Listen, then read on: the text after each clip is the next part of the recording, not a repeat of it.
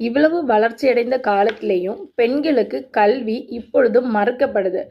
ஒரு 5-6 வருஷத்துக்கு முன்னாடி என் கூட ஒர்க் பண்ணிட்டு இருந்த ஒரு பொண்ணு நேற்று என்கிட்ட பேசுகிறா. ஒரு 5-6 வருஷத்துக்கு முன்னாடி அவன் நர்சிங் படிக்கணும் அப்படின்னு சொல்லிட்டு ரொம்ப ஆசைப்பட்டப்போ அவங்க சொந்தக்காரங்க எல்லாமே நம்ம ஜாதிக்கு நம்ம மதத்துக்கு நர்சிங் படிக்கிறது ஒரு இழிவான படிப்பு, இந்த படிப்பு படிக்கக்கூடாது அப்படின்னு சொல்லிட்டு நிறைய பேர் அவங்க ரிலேட்டிவ்ஸு அவங்க வீட்டு பக்கம் கிராம மக்கள் எல்லாமே ரொம்ப எதிர்ப்புகளை தெரிவிச்சிருக்காங்க.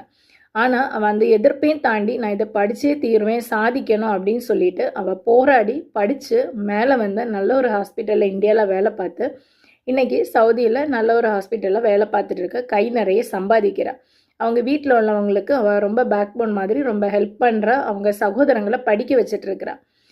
அன்னைக்கு யார் இவளை படிக்கக்கூடாது அப்படின்னு சொல்லிட்டு இந்த ரிலேட்டிவ்ஸ் அவளை தடை பண்ணாங்களோ, இன்னைக்கு அவங்களுக்கு ஒரு தேவைன்னு வரும்போது இவகிட்ட பல லட்சங்கள் கடன் தருவியா அப்படின்னு சொல்லி கேட்குற நிலைமைக்கு இவன் படித்து முன்னாடி வந்திருக்கா. அப்படின்னா இனிமே உள்ள தலைமுறைகளில் யார் யார் படிக்கக்கூடாது அப்படின்னு சொல்லி உங்களை தடை பண்ணுறாங்களோ அந்த தடைகளை உடைச்சு நீங்கள் படித்து வெளியே வாங்க, மேலே வாங்க.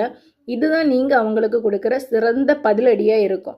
யாருமே பெண் பிள்ளை தானே, இவா திருமணமாகி போகட்டும், அடுத்த வீட்டுக்கு போகிறவ தானே, படிப்பு எதுக்குன்னு சொல்லிட்டு படிப்பை தடை பண்ணாதுங்க. அவங்களுக்கான படிப்பை கொடுங்க, அவங்க சொந்த காலில் நிற்கட்டும். அதுவே அவங்களுக்கும் நல்லது, ஒரு நம்பிக்கையாகவும் அவங்களுக்கு இருக்கும். நன்றி.